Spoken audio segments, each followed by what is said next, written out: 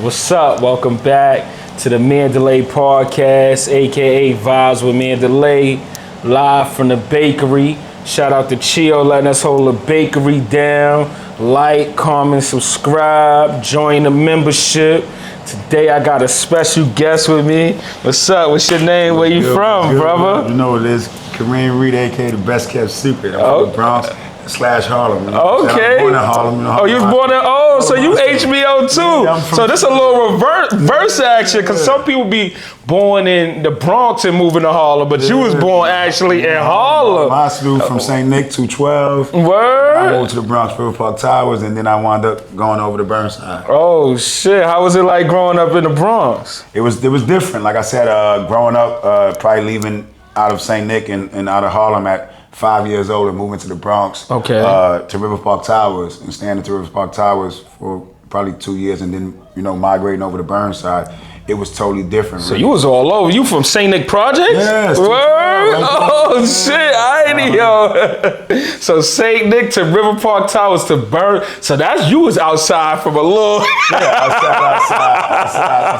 right? And got that, and then coming back, and we're talking about, but then coming back to Harlem to play basketball, starting to win in the Bronx and start working on my craft, and always felt I was in love with basketball, or whatever, playing in the Bronx or whatever. And then my guys in the Bronx was like, "Yo, you gotta take your show on the road. Like, you getting buzzed in the Bronx, but Harlem is where the basketball is." So how was it like growing up in the Bronx? Like, what was you getting into? Like, what was going on in the Bronx? Like, you remember them days? Like, like what was going on in River Park Towers and all that? Because I don't really remember a lot about River Park Towers. Oh, so Burnside is your... Burnside is where I like... Okay, the foundation. Right. Shout out to Burnside, Dark Side, right? That was... The dog, what they call? The Dark Side. The Dark Side. So they the one, shout out to that's who raised me and whatever, things like that. My mom was out there, whatever, getting money and doing the things that she did or whatever, stuff like that to provide for us as a family. Right. But, always wanting to play basketball. Right. So, what got you into playing basketball? Like, how did you, because growing up, you played mad sports, football, baseball, everything, right? Like, what got you into playing ball? Like I said, we played stickball. I don't know, I think it was, I was born into it, I guess. We always joke about it. Didn't know, and to this day, my mom didn't ever tell me what my name was gonna be, right? They had a name, she had a name, they had a name for me or whatever. My mom didn't really like the name or whatever. Right. And Kareem Reid happened to be on Sports Illustrated. Oh, okay. And my mom was like, Kareem. Oh, so you actually named after Kareem Abdul-Jabbar. Oh, dope. So your mom's was into basketball? Or? I don't think she was into basketball. I just think Kareem Abdul-Jabbar was on Sports Illustrated. And my son, she probably had that. She wanted my son to play basketball or whatever, and stuff like that. And at that time, what was a perfect name when Kareem Abdul-Jabbar was dominating the game? That's a fact. So, like, when did you know you was nice in playing ball? Like, was you always nice, or you was just... I think I was okay. Whack at first. I don't think I was never, I guess, whack, because I was always going in the park and playing in the Bronx, playing with the older guys. Okay. Right, playing with the older guys and things like that. So I guess I didn't get a chance to be, the transition from me being whack to happen quick. Like, it was like, he's okay. Yeah. He's good. Yeah. And now he's nice. Yeah. I was tricked into coming to Harlem. My brother, shout out to my brother, right? He wound up, in the Bronx playing and stuff like that, and doing my numbers and stuff like that. And he was playing for Young Life at this time. Right. And he used to come back and playing with these Harlem cats, whatever, the Young Life or whatever, stuff like that. Right. Went to one of his games or whatever, and then really didn't take it, whatever, right? So he used to always leave us and say, "I'm going to practice to Harlem." Right. Come back with stuff, come back with the little swag and stuff like that. So I was like, "Yo, what's going on?" He's like, "Yo, I'm gonna take you down tomorrow." He was telling me this for like a month. I'll take you down tomorrow. Yeah. So your brother was playing ball first. He was nice, or he was good. Yeah, okay, what's your brother name? Shout your brother. Shout out to Warren Miles. Right? All right. He was nice. Okay. He was the guy in the neighborhood. Right? Okay. And it was like, "Yo, I'm gonna take you to 25th to get some sneakers." Right. Kidding me? I'm like, "All right, we ain't going to Fordham. We're going to 25th." I'm like.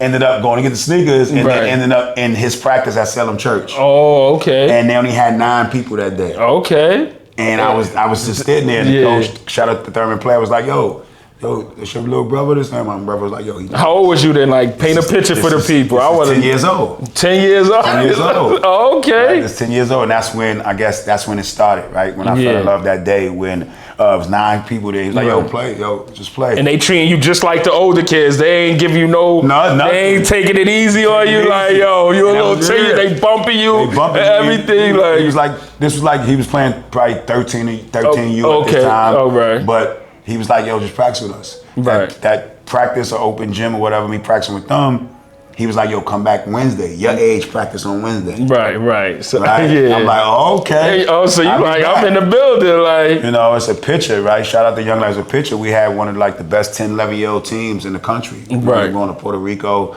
and stuff like that, playing against the Puerto Rican national team and things like that. So I guess that was right then, me coming to Harlem that day and practicing really. That's where Kareem Reid started. Okay, so like, was you considered like a little guard? Like, what's the difference in guards? Because don't they got big guards, little guards, or like? But at that time, like you said, it was funny because that 10U, 11U team, you had to be 5'1" and under. Right. Oh, word! I didn't know it was a height thing. It might have been 5 feet or 4'11". It was then called small fry. Oh, okay, right. And you had to. Right, you had to get measured and everything. Oh shit! They don't got that shit no more, right? They got that no more. They could be 8 feet. Yeah, you see how that be now? You're looking at but it was a particular tournament which was probably one of the best tournaments in the country. But you had to be 4'11" or 5 feet. I guess what was the cutoff? Oh, okay. So you was good. So it wasn't right. But it was crazy because all of us was that size. But you had to get on pause. You had to get on They come in, they send their team in. You had to get on the board and get measured and everything. Oh shit! Like they wasn't playing. But once you pass your measurements, you can play. So when we got to Puerto Rico, motherfuckers was 6'2". You know what I'm saying? 5. You know what I'm saying? Because they, you know what I'm saying? And some of us didn't make the cut. Right. But I remember our coach, yo, you don't sleep tonight. Remember they always tell you sleep in your room. Niggas said don't sleep tonight. They was doing all kind of superstitious shit. Niggas said this and that, yo, don't stretch. Right? I guess that's why I learned, everybody used to like, late on my career, why you didn't stretch or whatever. I used to be like, man, I wish I used to stretch or whatever, because if you know me, like, I never stretched, I just played, right? But I think that was, the curse right there where he was like, no, ain't no stretching. We don't want to stretch your bodies and stuff like that. Right. So I think that started my reign into being that player. Okay. So, like, what was your first street ball tournament?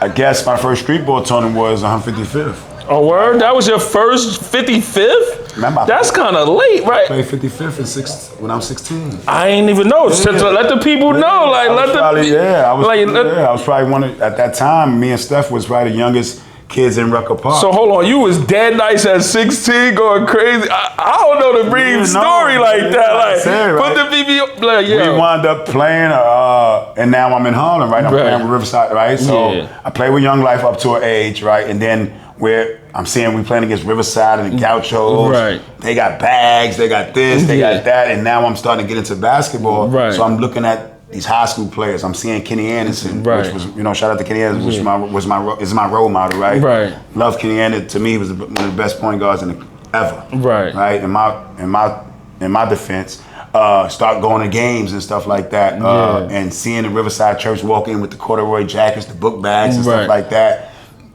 And wanting, this and that, and this where they said Riverside was helping guys go to school and helping guys get to school and stuff like that. So wound up paying attention to that and making that crossover to Young Life to Riverside. Right, because Riverside was like, once you had that bag and that gear on, that Riverside, that was like, you was getting women and all that. It was like, that clout, that Riverside clout was different, right? Yeah. So now I'm in Harlem and stuff like that, and then wound up playing with some guys that their older brother was playing street basketball. Right. So my first street basketball. What year is this? Like, we paint a picture. Let's paint a whole story. 80, right? I'm saying 80,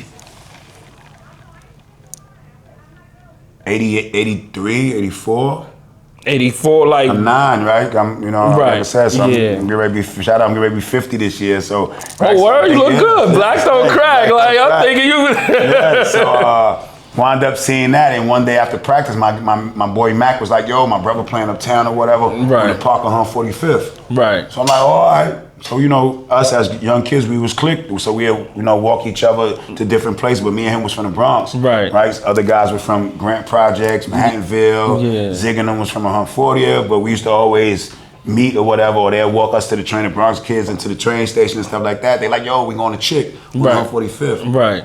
I'm walking up, I'm getting the 39th, I'm getting the 40th, so we walking up through Harlem. I'm like, the Bronx ain't like this. Right? You know how Harlem is, right? The Bronx ain't like this. Hold on, like, well, how would you mean the Bronx ain't like? I know, but I want to just the glamour, did you know how it is? Just like, oh, it's like it's lit, like right, kids 20 years younger than me or your age, right? Yeah. It was the most hated cookouts, right? Like that. So just imagine, right? Yeah. 42nd being 42nd, right. 45th being 45th, 40th being. So we passing all these blocks, and it's lit out there, right? Yeah. So when I get to 45th and people on a gate watching the game, so you like, I'm like, what's this? Right? I'm hearing the guys on the mic or whatever. I'm hearing, you know what I'm saying? The Dancing Doogies, the Malloy Naismiths, you know what I'm saying? The Master Robs and all that. I'm hearing all these names. And I'm like, this is what it is? The chicks out, they drinking. You seeing, you know, at this time, I don't know who Rich and Poe and A and all these guys is. They got their cars parked in the front. It's a movie. This ain't the Bronx, this is a movie. This is nice camera action. So I'm like, oh, this is what it is? Yeah. So this is, right, 13, 14 years old. So that next summer, we get ready to go away, and I play against Shamgar. Shout out to Shamgar. Okay, you played against Sham. Okay, especially on his new, you know, his new gig. Shout out to Sham. Yeah, right? Shout out to Sham, the family. Hearing his name now, I'm starting to hear these guys' names like that or whatever. Me and Zig is already playing against each other, whatever. But Sham is he the one. He the one. Yeah. You know what I'm saying? But how old are you? Like 15 right now? 15, 16 or 14, 15. Okay. But we were still playing, I think, midget basketball, right? Okay. So, but hearing no name now, I'm starting to hear people hearing people name my age. Right. Oh, Shamgar, Gary Sanders, you know. Zig, you know what I'm saying? Okay. And then that winter I played in I think it was Each One Teach One. I think it was on 38 for 175 or whatever. And playing against Zig and them and Sham and them, right? So it started me making that connection, playing with the guys from Harlem or whatever. Right. So that summer we wound up playing against Sham in Citywide. Okay. We never played against each other. So that's like, is Citywide like a street ball tournament considered or no? No, that was. Because it's like more organized. So when we say street ball now, we say, right, when street ball was just Rucker. It was nothing else really. All right. So those was just like organized tournaments. Organized tournaments my age. Okay. Right. Yeah. Oh, because like Rucker is unlimited. Yeah. Oh, okay. So, that's what you said. Okay. So street ball is considered unlimited. Yeah. Okay. All right. You know, now it's probably, you know, we all say street ball, but I think street ball for me was Chick. Okay. I don't know. Let's get 39 Park, Unlimited. Rucker, Unlimited tournament. It's right. Was street basketball for me. Right. Seeing that, right? So where it's, you know, it's different. It ain't high school, it ain't junior high, right? This is unlimited basketball. Things like this. At that time now, when the Rucker, big time drug dealers had tournaments, teams and stuff like that. So you're seeing everybody that's getting money got teams or associated with a team and stuff like that. So I wound up meeting Mousy. Mousy was coming, you know, Mousy, shout out to Mousy. He was coaching Mousy's dream team at that time. Or he was coaching, he had the little kids or whatever. That was the name of his team. Okay. But he was coming to watch, he's always looking at the youth. Right. He happened to come in the park watching me against Sham. Oh, that was a goodie. Was it a goodie? Or let me paint that picture. It was a good course. Okay.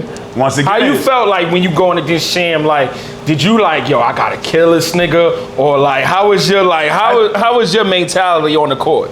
No, I had to kill everybody. Everybody. That was it. I was hunting. Right. Right. This is what I want to be. This name, I want to make a name. Right. Sham got a name. You know, in the name. Right. You know, everybody made their names. I'm a kid from the Bronx. Right. That niggas don't really know. They really don't know. And you coming to Harlem, they like, who this Bronx Lord? Nigga, whatever, so like that. And I wasn't right.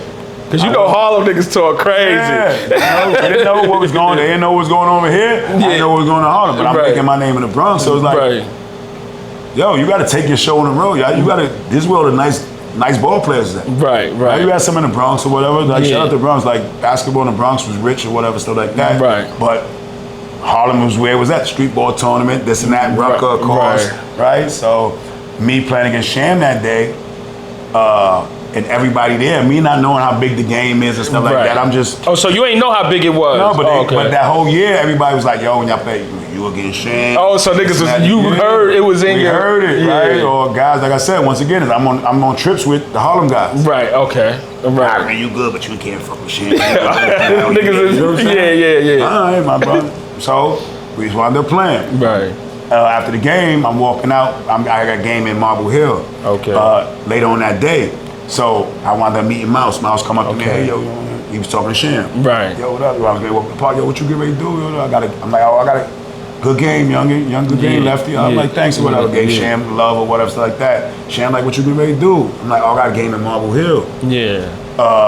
Long to behold, Mouse, she like, yo, what's up with that tournament? I'm like, nah, this is my first game or whatever, stuff like that. Right? I'm a Bronx guy, whatever. Yeah. Mouse like, yo, I'm gonna take you up there. Okay. He took you to Marble Hill to your game? At this time, it's me and Sham. Oh, shit. Right? Yeah. This is when me and Sham meets, right? Yeah. Mousie's giving guys rides. Yeah. So we got 3-4 people with us at this time. He gives me a ride. He like, Mouse like, I'm gonna stay. I get dressed, I get on the lab line. Yeah. Mouse come up to me. Before the game even started. Yeah. Yo, I just bought a team in here. Yo, take that jersey if you playing with us next. You like... He said, I'll be back. Came back. Me, Sham, Ali Mo. Oh, he just stealing. We just got a team that day. He just got a team that day. That's crazy. Like, I'm on the lab line. Mouse was coming to watch me play. Yeah. Like, I like this tournament, whatever. And everybody know Mouse had the young guys. And Mouse was already coaching on 155th. So the director was like, yo, Mouse, what up? Mouse like, yo, what's up? Can I get a team? He must something happened. Must have finessed or whatever, did something. My man and them see me taking that jersey off. Mouse took us to get something to eat. We go pick up Ali Mo. We go pick up this person, that person, whatever. We come back to park lit. Right? And I guess that was like, oh, all right. Yeah. Right? So that I'm playing in that Marble Hill with Mousy, whatever. We getting, we starting to mess with each other, whatever. Right. What school you going to or whatever, stuff like that. Yeah. I'm getting ready to go to Talentine. Right. He's like, oh, okay. He's coming to see me during the season or whatever, stuff like that. He's like, yo, you want to play him? I'm bringing you out today, 155th. The summer after that, I met him. Summer before that, I had met him. Right. Summer after that, he's like, yo, you playing with me in Rucker. Rucker? Rucker? Right? You knew about Rucker, though. Yeah, like I said, I went to Chick moved to Rucker, right? Remember, at this time, so I go now, I'm playing in Rucker. Right. Me, Steph, at this time, right? This but you? remember, me and Steph played with each other on the same team. Me, Steph, and Rafer. Okay. We was 12, 13 years old. Okay, all right. So y'all all right. So we always played together and stuff like that. What team was that for? This was Young Life. Okay, Young Life. Okay. And, Rafer went on, me and Rafer went on the Riverside. Right. Steph came over to Riverside for a little while. Okay. Because Steph was in the Chos, right? Steph didn't come to Riverside. I'm lying. Okay. Steph went to the Chos. I remember that. Yeah. Like, we was waiting for Steph on 125th Street. Yeah. Right? Steph taught me the game, right? Steph was the best 12-year-old in the world at this time. That's crazy. Right? Everybody wanted him and stuff like that, right? So Steph tells me, yo, I'm leaving, right? I'm like, what? So we waiting for him. Yeah. We waiting for him on 125th. Right. I'm like, Steph, in my mind, I'm like, Steph ain't coming. Right. He already signed with the Chos. He going with the Chos or whatever. Right. We 2 hours late. We leave to go to Jersey. Hold on. So y'all signed with Not signed, but I knew he was playing. With the Chos. Was it like a real rivalry between Gauchos and Riverside? Like it was like, yo, that shit was like some big rivalry. I don't even think it wasn't even the players. It was the coach. It was the owners. It was the owners. Mr. Lloyd, shout out to Mr. Lloyd, Luke the mayor, right? Right. That was the more owners that was running youth programs for the kids, right? That disliked each other. I don't think the kids, y'all all don't kids. Yeah, we playing, yeah. So they just making y'all like and right stuff like that. So we wound up leaving and going to Jersey, right? And we walking in, people are walking out, okay, and they talking about Steph. And my coach was like, what you mean, Steph? They like, oh, Steph playing with Gauchos on court 1. They just finished.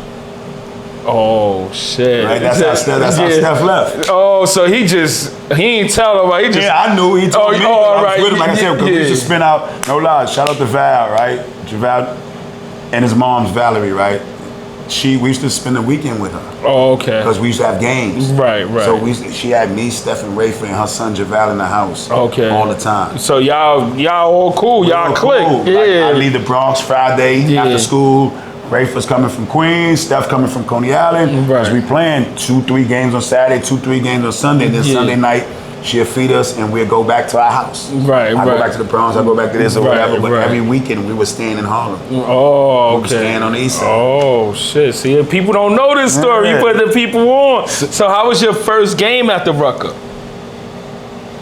I don't really recall. Oh, you don't recall? Right? I don't recall because we didn't, right? That must have been a bad game. No, it was a bad game, but, right? I was so amazed. Okay. Right? So I don't really, right? I don't remember. And there wasn't no social media back then with the phones and all that. Every line we walking with the Mousy Dream Team shorts. I'm seeing the females. I'm seeing the, like I said, getting the drug dealers. We got coops and everything outside. I'm like, oh, I'm here. Yeah. Right? But I'm playing. Right. We playing. I'm getting in the game, this and that. And to my right, I didn't know how it was big to everybody that was playing Rucker, and that was big to me, but I didn't have no name, no nothing. Let's get into that. How you got your name? How I got my name was that first year. Okay, like, the first year at Rucker, you got your. Oh, you was going. But me not going. Like, you don't know. No, I wasn't going to my. But I was to them. I was going in fast, making moves, making passes. Do you remember who gave you your name? Yeah. Who gave you your name? You know, the Duke Tango. Okay, Duke Tango. Oh, you shout him out. Shout out Duke Tango. Okay. That's where the name came from. Right? Okay. My name been changed a couple of times. What was your name? What's your name? Right, so all right. That year, about probably the 5th, 6th game, and they kept like the 3rd game, they kept saying, yo, we gotta get this kid a name. Right. We'll be back. We'll be back. No, right? We'll be back. Yeah. 4th game happened, 5th game happened, 6th game happened. About at the end of the game, he like, whoa, let's go. I got it. From now on, Kareem Reid, formerly named Kareem Reid, his name is the best kept secret, right? Yeah. Because nobody knew about me, right? But I'm walking through Harlem. It's like, yo, I'm like, yo, shorty, good game last night, this and that. I'm like, all right. And from that day on, it was like the best kept secret, right? Where nobody knew about me and stuff like that until, moving on. Playing in high school now, St. Raymond's, winning the championship, making a McDonald's game, things like that through high school, regulating. Yeah, how you felt when you made that? You can't just run through that just now. Oh, that you just kind of like, no, we're not like it was nothing, nah, we're not gonna run through that. How you felt when you made that McDonald's game? Never in a million years, right? Going to Talent Time my first year, right? People don't know this, right? People just think St. Raymond's, right? Shout out to St. Niggas Talent Time. Right. That was one of the Riverside schools. Right. That all the top players from Riverside go. Right. My 9th grade, we were stacked. We was 38-1. Won the city championship and everything. But I was like the 7th, 8th man off the bench. Oh, damn. Talent Time was loaded. It was steam. Loaded. Right? Loaded. So we won the championship. 3 weeks later, the school closed. What the fuck? So I'm in a crossroad like, where I'm going. Right. I went to Kennedy for one day and went to Wharton Public School for one day. Went to 2 public schools for back to back. Yeah. Right? Didn't go to no class, this and that. I'm just shooting dice. I'm in the lunch and the whole thing. Right. I'm like, oh. Dead nice and bored though. Nah, this ain't gonna happen. Right. Riverside was like, yo, this ain't gonna happen. Yeah. You going, Gary DeCesar called. You going to St. Ray's. Remember, Talent Time was a co-ed. Okay. St. Raymond's old boys school. Yeah, and I'm like, what? Right at that time, like, what? Like, I don't fit St. Raymond's, right? I don't fit St. Raymond's. I'm a kid from Burnside. I'm a thug, right? I'm not a thug, but you outside. Outside where I'm from. Yeah. I'm already getting ready to play in Rucker, right? So I don't fit that, right? Right. So you playing Rucker even before, in high school? 9th grade, 9th grade, I'm playing Rucker. You playing Rucker. So you going to high school playing Rucker, like that's different. That's me and Steph was probably the only kids in high school playing Rucker. That's and not playing Rucker. We in 9th grade. Steph's in 8th grade. I'm in 9th grade. Right? So it was different, right? Yeah. So now, like I said, I'm getting, yo, what up? Yo, this and that or whatever. And I'm like, So I go to St. Raymond's and they stacked. They just coming off winning the championship. Okay. Also. All right. They sending 4, 5, 6 people to college. So now I'm like, and me being Riverside, seeing the Adrian Autry's, the Brian Reeses, the Malik Sealy's, I'm like, yo, I can go to school. Okay, so you was excited about going to school. You was okay. So nobody ain't forced you to go to school because you know it's usually like, yo, you nice, go to school. You should. So you really like was excited like. It was slinging rocks, so you got a wicked jump shot. That's a fair. That's where I came from. Yeah, that's a my moms, my pops. That was it. Right. That's all I seen every day. Right. I didn't see nobody go to school. I ain't see nobody. Right. Yeah. I seen the cheese line around the corner for drugs. Right. Right? Yeah. My guys in the street getting it or whatever, stuff like that. But I shout out to my guys, right? Shout out to Burnside Avenue because it was like the protection. Right. Yo, you gonna play basketball, bro. Right. So you wasn't in that street. Nah. Something I'm telling like, God had a plan because it was like, wow. Right. I get upstairs, then I hear the gunshots. I hear this. Or the next day I come out like, yo, this. Yeah, right. Like, yo, Raymond, get out of here. Right. So at this time now, I'm hanging in Harlem a little bit too. Like I said, on the weekends now, I'm already in Harlem. So for playing basketball. Yeah. But they supported me, right? No, don't go left, go right. Right.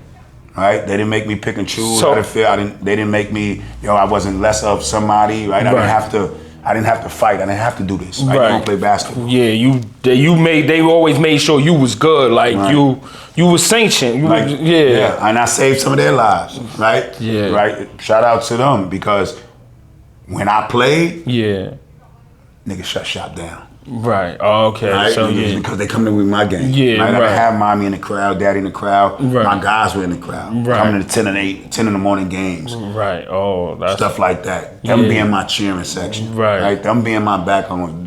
My backbone. Them being my protection. Right. Right. You always love my mother to death, but it probably would have been a different story if my mom's was not doing the things that she was doing. Right. Right. Because then I would have been, I guess, I wouldn't have had that.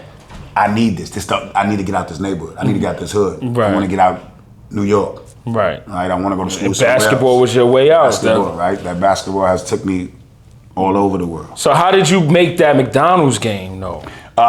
Having success in high school and then AAU, of course, and you said I'm talking my shit. Yeah, talking shit.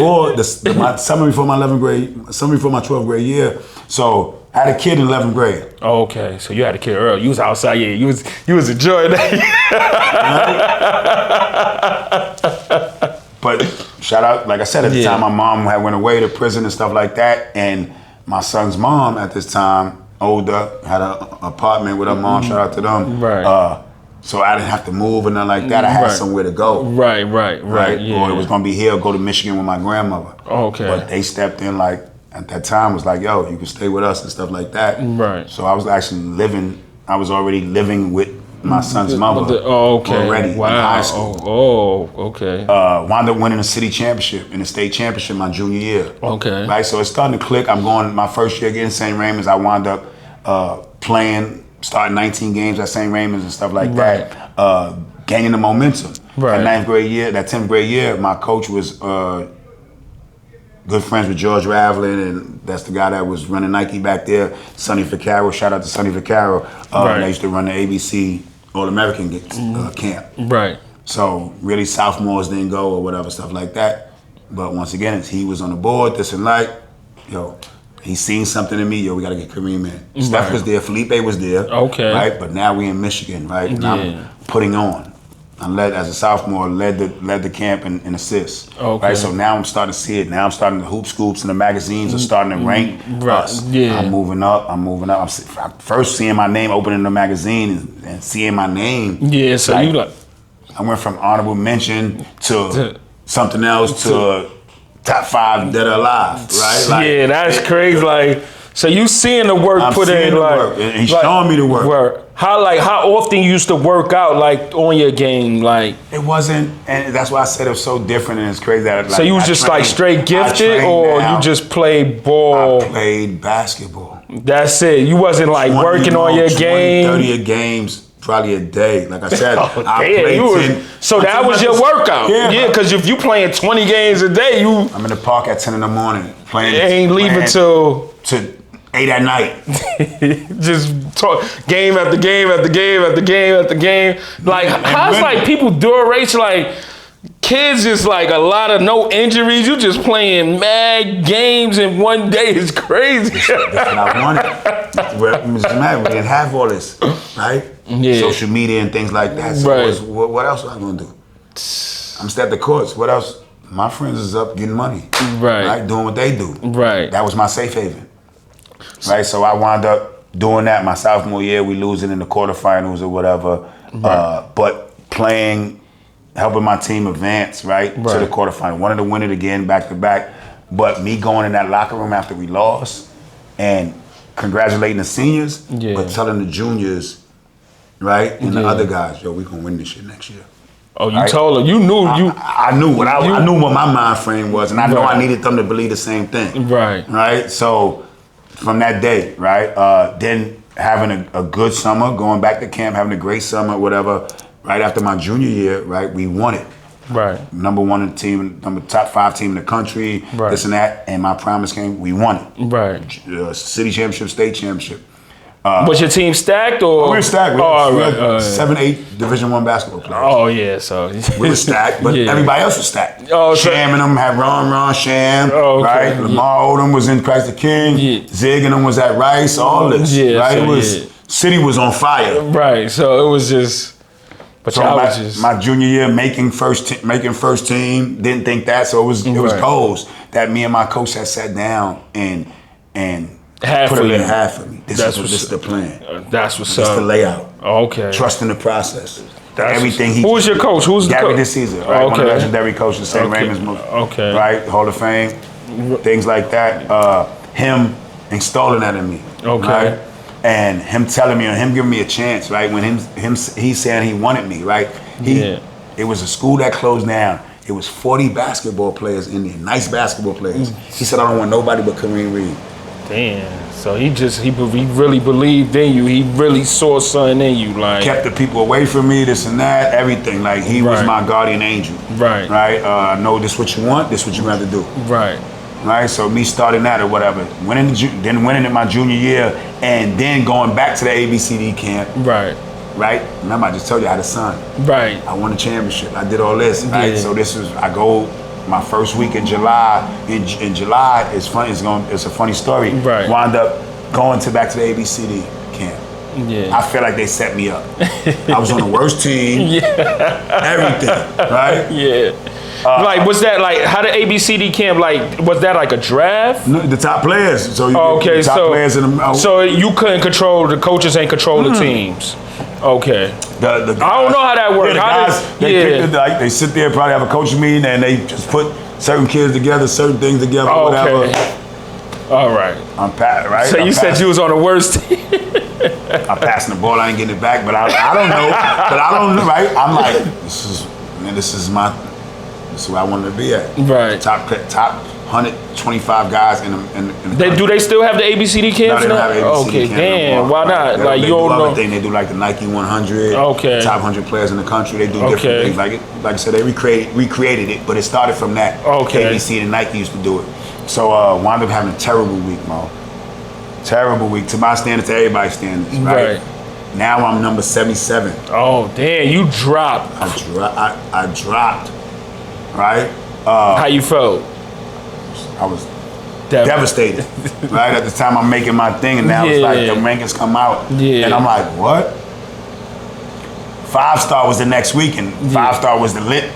Everybody was there, right? Right. I didn't go. Why you ain't go? Coach. Once again, it's where we said we had a plan. Yeah. You're not going. You're getting your ass back in the gym. Oh, okay. You get in the gym, you're gonna play this and that. So at this time now I'm playing Rucker, I'm playing this or whatever. But I got an extra chip on my shoulder. Yeah. Because I'm like, okay, when we go away in July, I'm a kill. I'm coming back. That's something I went and won 11 MVPs. You said I won 11? Pittsburgh, wherever we went, MVP. Riverside Church wins, and you know what MVP is. Kareem Reid, 11 MVPs against. And one summer? One summer. Nah, that got it.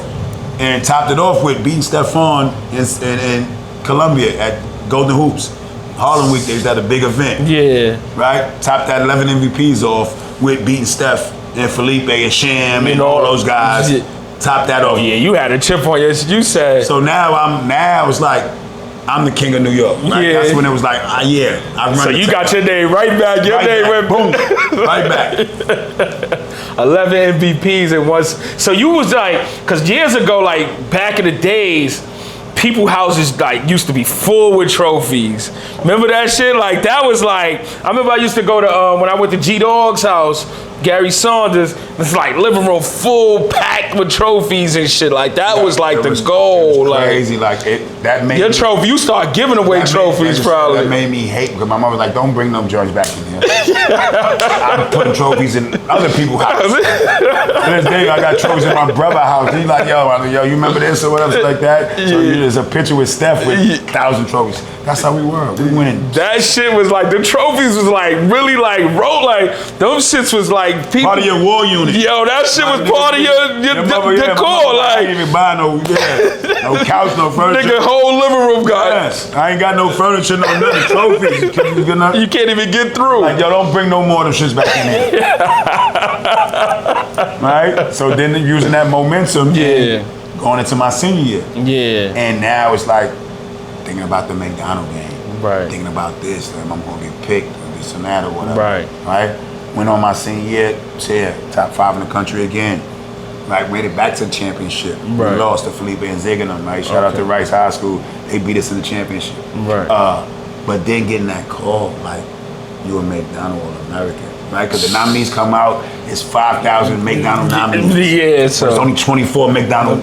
Yeah. So I tell people, it's 1,000 burgers. But it's only one McDonald, right? It's only the real, right? Yeah. It's McDonald burger. Right. Right? There's a bunch of burgers, right? So getting that call and seeing Allen Iverson and them going through it, so that's, remember, because me and him came out the same year. Right. Seeing him go through what he went through and stuff like that, getting arrested and stuff like that. I was already being nominated and stuff like that, but then it was like, no Allen Iverson in the game, we gotta have Kareem Reid in the game. Right. So did you play against AI? And the funny thing, I didn't never get a chance to play against him in high school. Oh wow. I was playing up. Okay. Right, so I was always playing up. So at that age when they was playing or whatever, so it's funny because I'm in Riverside one day. They went down to Boo Williams. Yeah. The 16U. I was playing 17U, but I was 16. But I was always playing older. Okay. So I didn't go with my team. Right. When my team came back in the gym, I'm killing in the gym. They like, nigga, you nice, but nigga, we just seen Allen Iverson. They said, so they came back and like, nah, it's something. You good? Yeah, wait for you good. But we just played against Allen Iverson, nigga. You ain't Allen Iverson. I'm like, you like, and these my peers. Yeah, like, so you like, these my peers, like, nigga. Yeah, nigga, we supposed to ride together. That nigga like, nah, man, we fuck with you, but you ain't no Allen Iverson, bro. So we always joke about that, right? Yeah. But once again, it puts a chip on my shoulder, like, I'm gonna kill everybody, right? So me, and then getting the McDonald game, and of course it's in New York City. Right. So not only making it, it's in my hometown. Yeah. How was that? Like, you had to get tickets for everybody, though. Like, how was, like, could you get tickets for everybody? Everybody. You got tickets for everybody. So you was able to. Yeah, once again, it's those guys the one that helped me. So we coming. You made sure, like, you like, I need 100 tickets. Yeah, we coming. I need the block. You had the whole Burnside. Burnside in there, right? McDonald, right? And it was just that, right? That McDonald game. And that year, I didn't pick a school yet. Oh, I probably was the only kid in the game, only guy in the game without a school. Okay. Damn, how was that? Like, how did they let that? Oh, okay. Right? My test scores. Okay. Right? I didn't have my SAT. I was still taking my SAT. Nigga took that for you about something back in the school was, a lot of schools wasn't recruiting. They were recruiting me, but they couldn't. Remember, at this time, it wasn't no go to school and sit out. It was 48s and all that. They didn't have that rule. Right. It was just basically you had to go to junior college and stuff like that. Right. So Coach Richardson wound up taking me, right? Yeah. Shout out to Coach Richardson, Nolan Richardson. What school? Let's say. Okay. Shout out to the University of Arkansas. Shout out to the state of Arkansas, right? Okay. And you see it in my Hall of Fame. How did you feel about going to Arkansas? Like, where did you want to go? You want to tell the people that, or did you actually want to go to Arkansas? But shout out to Arkansas. We love Arkansas. So I had look at my schools at UNLV. Oh, cool. At Providence. Oh. but I knew Shan was going. Okay, right? When so Steph picked Syracuse, I know Shan was going to Providence. Okay. I said UNLV, Providence. Steph went to, he went to 2 school? He picked Syracuse? No, he posted went to Syracuse. Oh, okay. Right? Because I'm like, he went to Georgia Tech, right? Shan wanted to go to Syracuse, but he thought Steph was going. Oh, right? okay. Everybody thought Steph was going to Syracuse because of Pearl and all that. Yeah, okay. Right? They told Steph he wasn't going to start or whatever, told his brother something, and he was like, I'm out of there. Right? Yeah. So I had California, Jason Kidd was the point guard there, right? Okay. Had Texas, Reggie Freeman was there. Okay. Arkansas, Cal Irvine, shout out to University of California Irvine. Right. I went on those visits. Yeah. California, shout out to Cali, whatever, but it was too far for me. Right. That's when them gangs had first hit. Yeah. In Providence, and I wanted St. John's. Okay. Right? Of course, your backyard. That would have been too much. They used to be in though. Riverside every day, but they never recruited me, right? At this time, right? This before the 11 MVPs. Right? So, but right, I'm St. John's. I'm thinking about schools, right? I go to those visits. Yeah. California was there. It was good. UNLV was Vegas. Yeah. Right? It just seemed not fake, right? And then I didn't want to go to like UConn, Providence, or St. John's because it's like I'd be killing myself. I want to be in the hood. Right. I'm driving 2-3 hours back every day. Yeah. Right? I'm trying to get home. St. John's will come right over the bridge. I'm still in the hood. Yeah. I didn't need that. Oh, so you didn't want that? I didn't want that. You didn't want that, or a coach? Oh, I you didn't want that. Oh, you didn't want that. I didn't want that. I knew you knew. At this time now, I'm smart, right? I'm like, nah, I can't do it. I need to be far away. Yeah. Because if you go to St. John's, you coming right back to Harlem. I go visit Arkansas. Yeah. Right? Spring break, nobody's there. But it's funny, right? Shout out to Arkansas. It's not a violation there, right? Wound up, my flight was New York, Dallas, Arkansas. Right. I get to Dallas. At this time, the tournament is going on. NCAA tournament is going on. Okay. I go to Dallas. I get off in Dallas. I see Fayetteville, Arkansas, gate 6. Yeah. Somebody come up to me and say, yo, it say Fayetteville goes gate 6, but go to gate 1. I go to gate 1. It's the Arkansas school playing. Oh, okay. So I get to ride back. I get on a plane or whatever. They just advanced to the Sweet 16 or the Final 8. I rode back to Arkansas with the team. It's not a violation now. Okay. It was a violation back then. Not a violation now, right? Shout out. Everybody say I would have lived, right, with the NILs and the money. Everybody said that, Kareem, you would have been rich back then. Yo, how you feel about the NILs and all that? I guess I love it. I just but like, do you want to get into that? Was you getting paid to go to college? No, so I didn't get paid. Okay. I would have got Was paid. it under the table though? Like, did they? Nah, I one thing about Arkansas. And you could see it, right? They told me, right? Once a Razorback, always a Razorback, right? We can't give you no money, this and that or whatever, but anything you want, need, or desire, we're gonna get you. Right, okay. So they could plug you. It's like plug me, they could job, different shit, right? Yeah. Look, after 20 years, I went back to school and got my degree, they paid for it. Okay, that's dope, yeah. You're gonna ask anybody, I go back to Arkansas, I'm the king. That's what's up. That's love. Like, that's love. They love it. Like I tell them always, like Arkansas, I needed Arkansas as much as Arkansas needed me at that time. Right. It was 2 times in my life. Me going to school there in college, and then 20 years later, going back to get my degree. That's fire. And they welcomed me back with open arms. Right. And then this past last year, wound up being inducted to the Hall of Fame. Dope. Congratulations. Yeah, that's what's up. With Arkansas, it just felt real, right? Spring break, nobody there. But I said, when I went back to that, I get off, we land in Fayetteville. Yeah. And they telling the team to wait and stuff like that. Yeah. So you with the team? Yeah. I couldn't get off the plane. Oh, they said don't. I couldn't. All right. I looked through the thing, and you see it now in the NBA, stuff like that. Yeah. It was about 10,000 people at the airport waiting for them to congratulate them of winning the tournament game. So yo, you was like, this is Arkansas don't got no like nothing, no entertainment. I've been explaining to people about OKC. It was so they don't got no protein. I mean, right? So they got a protein, but Arkansas don't have no protein. Right. So everybody in Arkansas cheers probably for Dallas Cowboys, OKC, and stuff like that. We don't have no pro sports in the state. Right. So Arkansas Razorbacks is everything. Right. So getting that love, seeing 10,000 people on the plane and spending 2 days at that time, you only spend 2 days at school, seeing what it was like. It was realistic to me. It was the country, right? It was quiet. It was something I needed to focus. Right. Getting there. So all you had to do was play ball. Play ball. That's dope. Right. So me leaving there and the coach, the team, and showing me the family atmosphere and stuff like that. Right. And it didn't seem fake. Some of them other schools, it seemed fake. Oh, okay. Light shows and all this. Right? Your jersey out. All that, right? Arkansas was, this is what you see, this is what you're going to get. Right.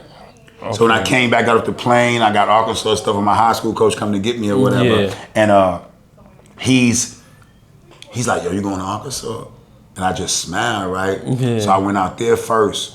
Now when he comes to do a home visit, all my house visit schools come to see me happen at St. Raymond's. Oh, okay. Right? Oh, so they not coming to it. They're not coming to Darkside. They not coming to Burnside. That was in my unwritten rule. My coach said, because he wanted to keep that life away from the college coach or not to see that. Yeah. So I leave the school. I meet with Coach Richardson and Coach Anderson or whatever at the school. Right? Yeah. I go to the hood. I'm in the hood mode. We shoot dice, niggas drinking, this and that, whatever. We getting ready to leave, right?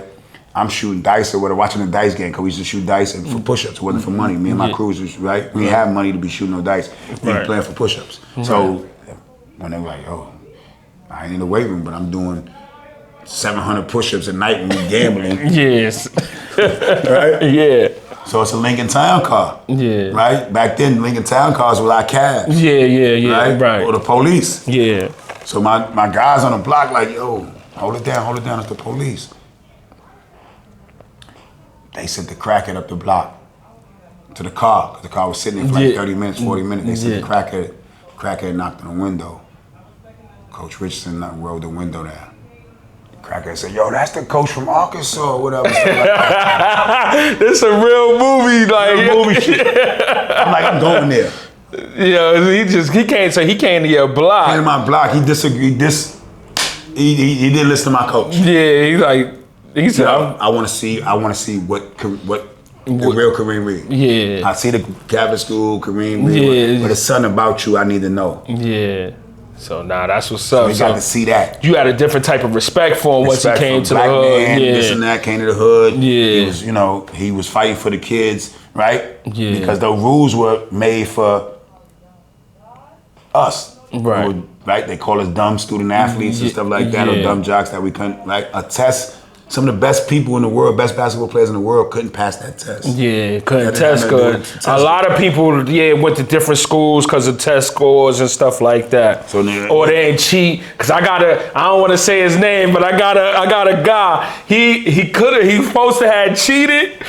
He was supposed to have went to Marquette or something, but then he ended up going to a different school because he ain't cheat on that SAT or something like that. To set up. But this is years ago. And I ain't saying no names. I passed the test. Right. I'm ready for the summer. USA trials, this and that. Go down to Arkansas, move in, this and that. Come back to New York or whatever. Yeah. The first day I get back in Arkansas, August 25th, 2 days before my birthday, they get a letter from the NCAA. Kareem's been ruled academically ineligible. Wow. How you felt his test score, they said Arkansas paid me and all that. I'm like, oh, shit. I took the test 17, 18 times, man. Yeah, I'm switching. I'm taking my readings from this test in April, my math from that test in February, to combine the score. They let you do that. So, I took it 17, 18, 19 times. Yes. Hey, get up off me. Yeah, But it was a coach, as Coach Richardson, that was fighting for the test score. Yeah. He fought against the NCAA, trying to get that. Right. So they really was like, screw them. And they just won the national championship. Yeah. How the fuck a kid from New York come over there to Arkansas? You got an All-American coming all the way from New York. Yeah, so that's why they like off him. He didn't pick no schools there. He picked Arkansas. Yeah. So they went on an investigation. So okay. Oh, damn. So you lost a year. What was you doing when you set out? They to give it back to me because now in February, it was like, he didn't cheat. Yeah. But now it's February, March. I can't join the team. Get ready for March Madness. Yeah. I sat out the whole year. Yeah. And at this time, you couldn't practice with the team or nothing. So I'm playing against the trainers. I'm playing against the locals the whole year. Yeah. Right?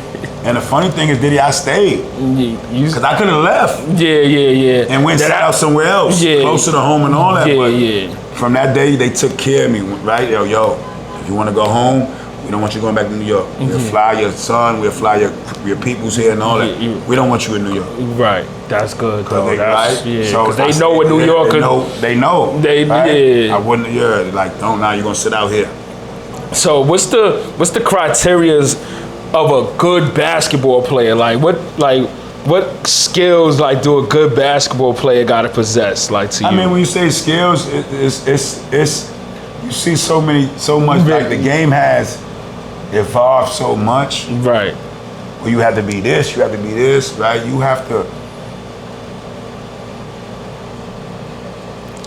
It's hard to pinpoint, right? So who's some of your favorite players? Right now? Street ball. Let's see your top 5 street ball players ever. Ali Mo. Okay. Master Rob. Okay. Ray for Alston. Okay, so you like them showboat. All of us like showboat. But it wasn't about the showboat because when you look at it, right, that was street basketball. Right. So we said street basketball. Yeah, we did, yeah. Right, so those guys, street basketball at that time. Legends. Remember, it was called Entertainers. Yeah. Right, Entertainers Basketball Classic. Right. So it was about entertaining. Right. And Ali Mo entertaining, one of the best of entertaining. Big John Strickland, rest in peace. Rest in peace to Ali Mo. Right. Right. Those guys are no longer here with us, but they left an imprint on street basketball. Right. Malloy Naismith. Future. Right. Master Rob. So it was just Master Rob and Future was more of a pass. Right. Right. One of their passes felt like 20 points. Right? Might not have scored 3-4 points. Might score 3-4 points, but they remember that pass. They remember that. Skip him out, Lou, right? I was laughing because he'd just jump in the air and stuff like this. And they make a pass, and it was like, right? Those announcers. Right. Shout out to the announcers of street basketball. Right. Because that's who made it. That's who made us. We did, right? But that was the entertainer. That was the MC. Right. So it was like music, right? So things like that. So we get. Did you have any players you looked up to? In street basketball? Period. NBA, Kenny Anderson. Okay. Left hand. Like I said, when you look back, Sham, myself, Steph, New York City point guards. Right. With the part down the middle. That was his trademark, right? So it was like, wow, when he did that to Bobby Hurley on TV, right? That was like everybody in New York was like, wow. That was crazy. Even today, New York kids, New York guys can't shoot, we can just handle, right? Right. What was your most memorable game? I probably had a lot of them. I know, but your most memorable game, your moment. Probably having 50 Cent on Joe Smith on 18. Right. And 55th. Okay. Right? Beating Baron Davis, one of my friends. EBC America, New York against Cali. Okay. Right. Me getting to defeat him and sitting on the rim in New York, it felt like the king of New York. Right. When I put New York on my back. So you had a lot of memorable games. Right? Like scoring at 70 points and 50 points. What's the most you ever scored? I probably had, 69, 70, I think I 72 on my block on Burnside. 72. Give a nigga 72 is crazy. Right? You was a bucket.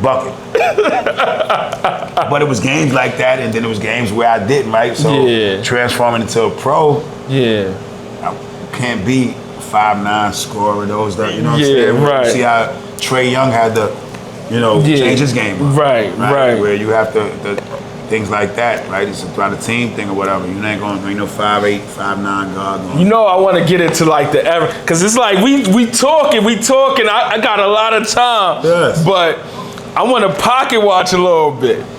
Players begin to get paid to play street ball. Was you getting paid to play street ball? Oh yeah. How did you know you could get paid? How is that even a discussion? Let's tell the people. Can we tell the people? Yeah. All right. So me playing with Mousy, right?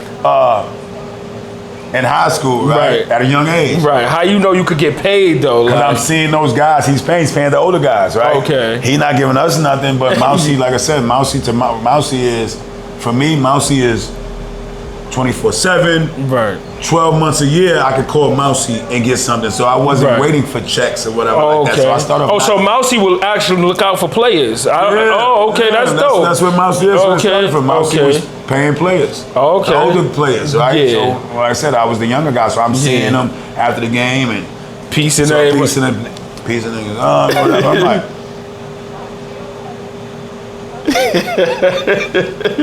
So now, next year, well, you that guy. Now they telling me, other teams, yo, we're gonna pay you. Oh, so other teams is, yo, we're gonna pay you. You like, what the fuck? You like. But once again Mousy's taking care of me every day. Yeah, okay. He might not, we might play today, and he might not give me nothing, or when he taking me home, might give me something. Right. Or just call me a random day, yo, I got something for you. Right. Oh, so he making sure you good. Yo, you need a coat? You need boots? Beef and broccoli, this and that. Like, oh, okay, all right. Hey, if I call Mousy, right, I need something, he's there, right? Okay. So Mousy's like, you know, I call him Pops. That was like my father. Like, so when the other teams is like, we'll pay you, like, would you tell Mousy or you was just like? Yeah, I'll tell Mousy. I use it for leverage. Right? But he'll tell me. Yeah. Yo, they there for the meantime, not the long time, right? Yeah. I mean, this is every day, forever. Yeah. Right? That's what's up. So same thing when we, skip around. Right. Fast forward to me going to Jay-Z and them. Same thing with Fat Joe. Right. Right? So yeah, how is that? Like you playing with Jay-Z, they say they paying you. How you setting your rate? Like we pocket watching right now. So right then it wasn't really. Was you a champion at the Rucker? Yeah. Okay. Did you win some? How many? Like what? Remember, they ripped the song. I won it 3 times in a row. You was on the A Butter. You and A Butter. Yeah, okay, all right. Because I'm just making sure, because A Butter said he won 3 times in a row. Shout out to A Butter. Shout out to A Butter. It's his birthday today while we. Oh hell yeah! It's his birthday. Happy birthday, A Butter. But yeah, so we ran it. Okay. Right, but it probably was never. When I go back and think about it, I never had a set price. You never had a set price. That's crazy. Yeah, that's crazy. I'm talking about playing with Mousy. In the beginning, never having a set price, and then me moving on after Mousy didn't really have a team or whatever. Me moving on. Shout out, God bless Tone, Sugar Hill Tone. Okay. I wound up playing with Tone. Yeah. Shout out to Sugar Hill. Sugar Hill, I'm getting at that time. It's Big Bank, Shout out to Green Eyes Chubbs and all. So let's pocket watch. What's the most you got to play for a tournament? One tournament. So one tournament. Sometimes I was getting 15,000, 20,000 a summer. Word? Yeah. So you was, this shit was, what was you doing with the money? Like how was you, what was going on? Money fast. Going money fast. How you feel about street ball? I'm wearing different stuff every day. I never wore Price done twice. What you had to wear? Was it certain sneakers you had to wear for a game, socks? How was the gear? I'm wearing Jordans. I'm wearing retro. You had to have Jordans on? No, I'm playing retros. I'm playing this. Did you have any superstitions? I can't do this before the game? Now, I think that's why. No sex before the games? I'm the guy that probably, like I said, disregarded all that. I'm buying a pair of sneakers, I'm playing in them. Okay. Oh, so you playing in the newest kicks? I'm playing the newest kicks, right? No breaking, I'm breaking them during the game. Oh, okay. Right? I'm doing this, or today I might put these on, and tomorrow I'm playing. Did you what's your stories like? Did you ever go out and party and then come to a tournament the next day yo, I'm lit. It was lit last night. That was us. That was us. But I respected the game so much. Right even now, right? As being training and coaching and stuff like that. Yeah. My previous night doesn't depend on what I do that night, I'm still gonna show up for my games. Okay. Right? Same thing now. Right? Hanging out, this and that. I'm still gonna show up for those kids at 8, 9 in the morning. Right? Started 2 years ago I started my breakfast before basketball camp in the morning, free basketball clinic for the kids. Right? And people used to see me out having fun or whatever. And they look at me at 9 in the morning like, we don't know how you make it.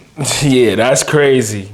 Right, but this, like I used to tell the kids, it didn't matter. Like I didn't need that alarm clock. Right. I used to be so hyped, so ready for that game. Yeah. I wake up, right, and I suffer later. Yeah. You wouldn't know it, Yeah. right? I suffer later, right, and that's where my mind frame. During when I stepped in between that line, it was business time. Did you ever play one-on-ones? I wasn't really a one-on-one. Oh, okay. One-on-one guy. Did they ever try to yo, Reed, play this nigga one-on-one for 5,000? Yeah, it was never that. Oh, you was always like organized ball, like 5-on-5. I never really was a one-on-one. All right. I wasn't a one-on-one, because my game wasn't a one-on-one game, I don't think. Right. And be honest, right? Yeah. I could have played it or whatever, stuff like that. But because you know how one-on-ones be, niggas in the streets be like, yo, playing 5,000. I knew to myself, my one-on-ones is not gonna end.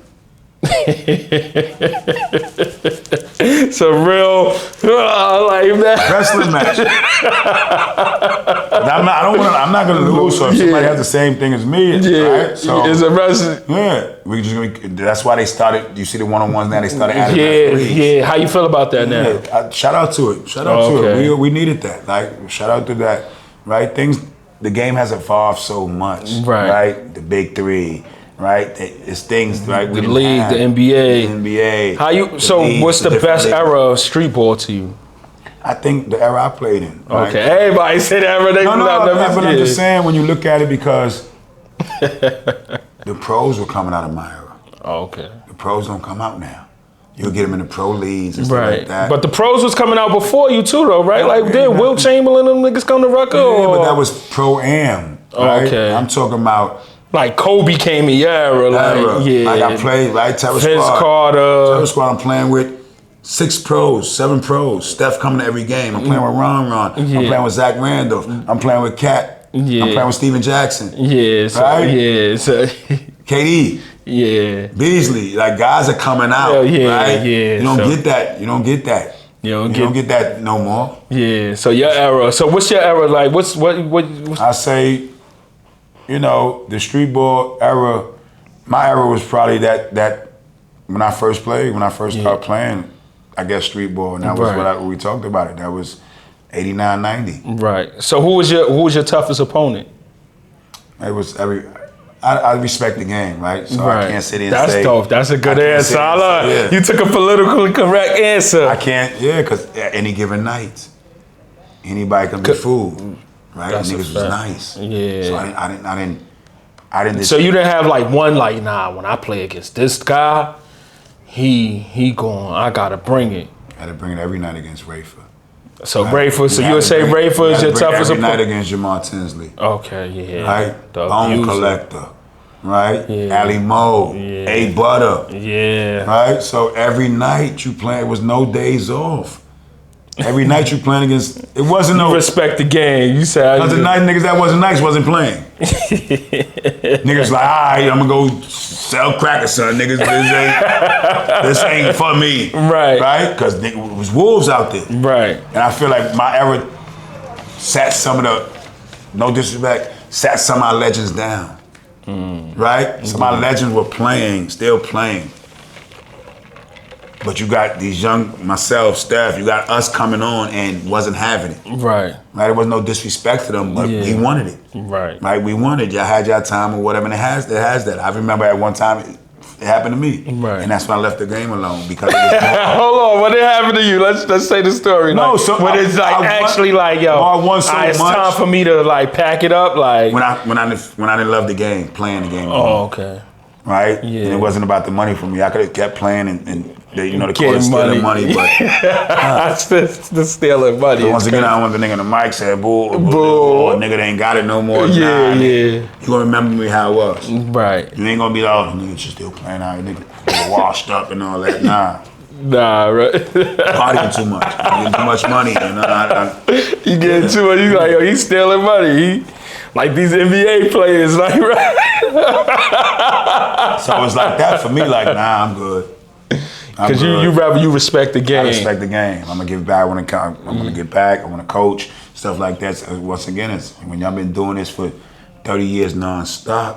Right. Right. Didn't get to really see see my child grow up and stuff like that. It was me trying to provide for a family. I was a great father and stuff like that. But me trying to provide, I had to be always away. Yeah. Me having to leave, I can't be at the most hated cooker because I got France and stuff like that. How was it like playing in France? Oh, I love France. I wish, my biggest, everybody has their own story, but probably my biggest mistake was not going overseas earlier. Right, I played in every minor league. Shout out to every minor league I played in. I played in every minor league, this and that, trying to make it into the NBA. Right, that was my dream. Right, that was one of my dreams or whatever. And the respect.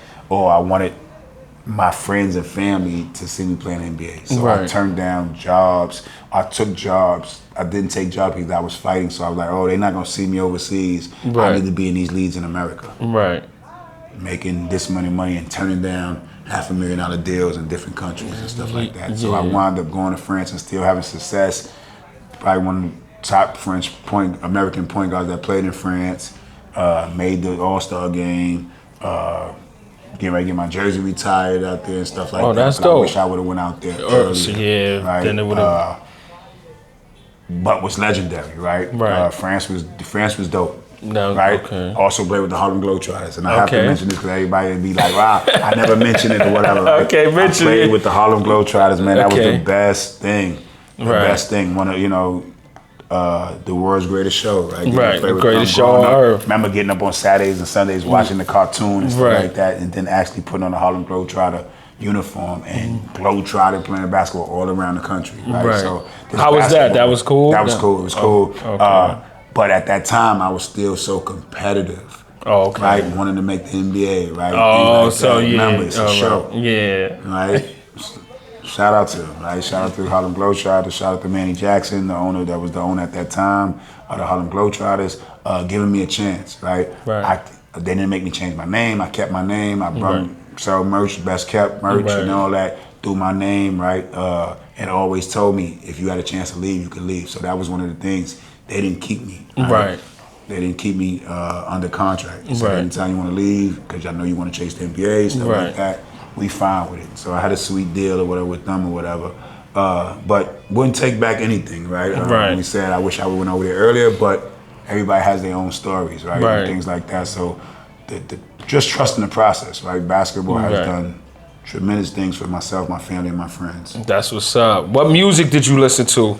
Let's just talk about music real quick before a game or anything. Like, what's some of your favorite artists? Are you into music? Yes, I'm into music. Oh, okay. I don't think, for me, music played a big part in my basketball career. Right. Listen to it, like that, but I didn't have no go-to songs. I could listen to anything, right? And things like that. That wasn't your motivation? That wasn't my motivation. My motivation was putting food on my family, friends and family table and myself, right? And providing for my family. That was my motivation, right? I don't play, we don't win, I don't eat, right? I took that mentality, while I was playing basketball. Even I could be playing for $5 and I could be playing for $500,000, right? But that was the same thing even with my basketball. It didn't matter if I was playing on CBS, ESPN, Rucker, back of 45th Street Park. I played the same way. With the same aggression. You always had that same kill, like that mode. It never, or my style of play, I could take it anywhere, right? So when we talk about training and all that, shout out to the guys. Of course, now I'm training or whatever, but I didn't grow up on training. I grew up on playing. It was always learning on the job for me. I call it learning on the job. Right, because you said you had 20 games. You playing mad games in a day. So that's crazy. And still playing in the parks. Yeah. Right, you don't see concrete. You don't see that. You don't see that though. When I moved back to New York, I used to be riding past the parks. I'd be like, if it ain't a game, right? And I thought it was. Right, it was through COVID. Right, everybody was like, "No, it's COVID." When it was COVID, these parks. Some of these I see today. Somebody posted this basketball courts in the projects. They don't even got no hoop. They just got the backboards up. That's crazy. So it's like this phone, this internet, this social media. Anybody can make a highlight tape and all that and things like that. Where we didn't have that. Right. So that's when we say you was your own highlight tape. You had to come. You had to be there. You had to be there to see the show. Oh, you gonna hear about it like, yo, he had 72 today. Yeah, but you, like I said, we wouldn't know that. Like, if you're not, like, now you get to sit in your living room and watch somebody play in goddamn Africa. Oh, you know what I'm saying? Yeah. You just missed it, or you got to hear about it, and then what was to hear about it, you got to wait once a month, or every 2 months when a magazine come out, or Sports Illustrated pick up a story. Right. Now it's funny. The other day we played a game, and before I left the gym, it was already posted. So for my last question, what's your favorite motivational quote? Do you have a favorite motivational quote? I mean, I have a lot. I mean, a lot. I used to always, men lie, women lie, numbers don't. Okay. Recently, it's been, after I finished playing basketball and into my new life, recreating. Okay. Shout out to my nonprofit, Recreate. Just a kid from the Bronx with a dream. Okay. You know what I'm saying? So things like that, right? So it's always that, it's always like that. And then on my tattoo, right, it was, born to win, born to win. You know what I'm saying? That's what's up. Before we get anything, born to lose, built to win. Okay, before we end this joint, anything I didn't ask that you want to plug? I mean, just coming out, like you said, we plugging. Like I said, at the end of the day, just once again, it's like I said, coming out. I got Recreate clothing line coming out and stuff like that. Okay. Got a lot of things shaking, right? I'm getting ready to sign. Just finished up getting with it. We talked about the NIL. Okay. Getting ready to join the NIL company and stuff like that. Okay. Helping these kids maneuver through the NILs and stuff like that. Helping them with the financial literacy part of it also, and trying to put their money in different places and stuff like that. So when this basketball stops, right, life after basketball, these kids will be ready. That's a fact. These kids are getting a lot of money to play with. Yeah, because when you was in there, you'd have took the money. Got to see these kids, right? These kids are staying in school, right, making $4 or $5 million, right? How you feel about the NIL? I like it. Like I said, I don't want it to be controlled, but I want them to get the kids some help. Okay. And it ain't even, and more of the kids, right, it's the helping the parents educate. Because when you coming from nothing and you just can't get millions, educate the parents and the kids, right? You're talking to these kids, 17, 18, flashing money in front of them or whatever, but at the end of the day is, who is helping them spend this money, right?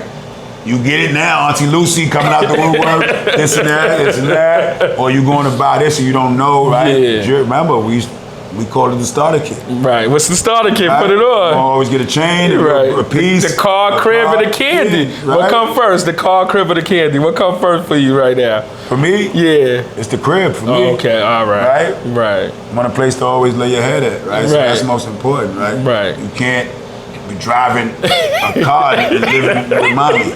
You can't?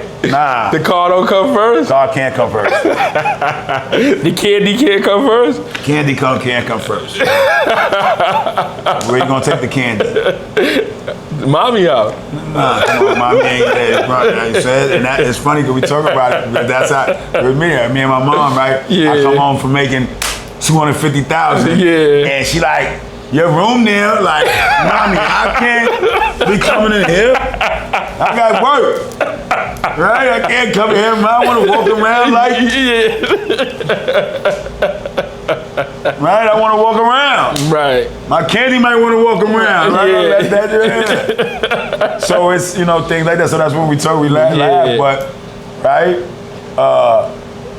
And making you become adult, right? Make you become a man, right? Responsibilities, right? We laugh about, we joke about things, but that's serious, right? Yeah. So you preparing these kids, right? 17-year-old getting $3-4 million. What you set them up for downfall, right? Yeah. You get new friends, you get this, you get in different predicaments. Yeah. Wearing different shit now, right? Yeah.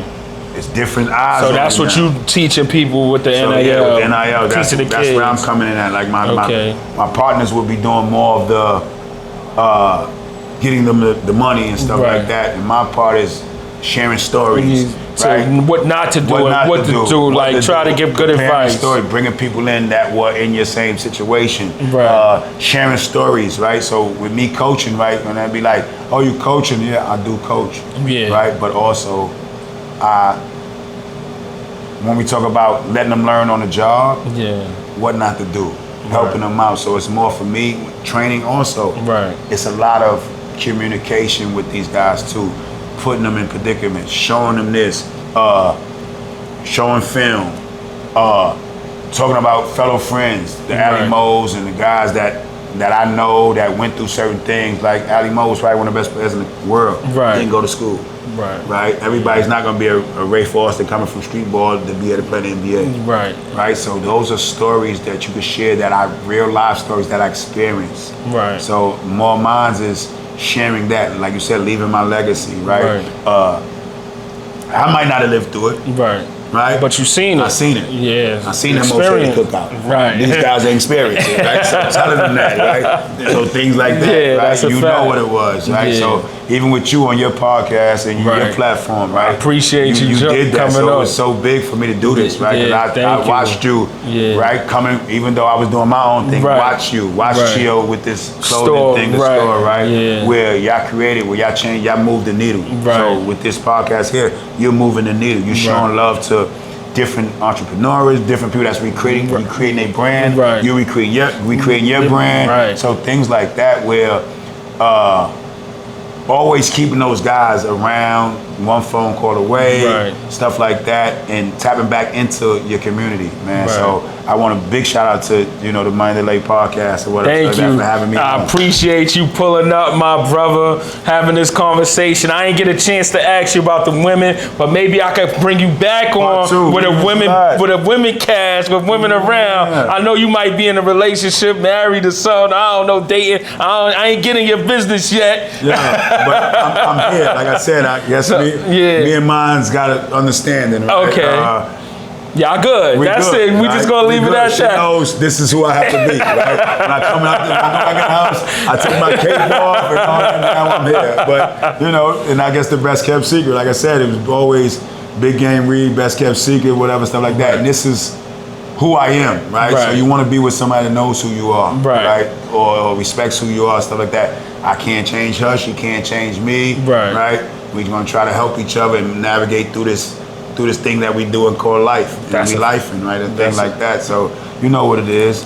Right. So on that note, like, comment, subscribe, and once again, shout out to Reem pulling up, my brother, and telling some good stories. And I know he got more, so I think we might need a part 2. Him and one of his rivals that played basketball. Who was one of your rivals that played ball? Like one time, him, like you had like going head to head. Did you have a rival before we aired? Like I told you earlier, all of them was rivals. And on that note, we out of here. Like, comment, subscribe, vibe.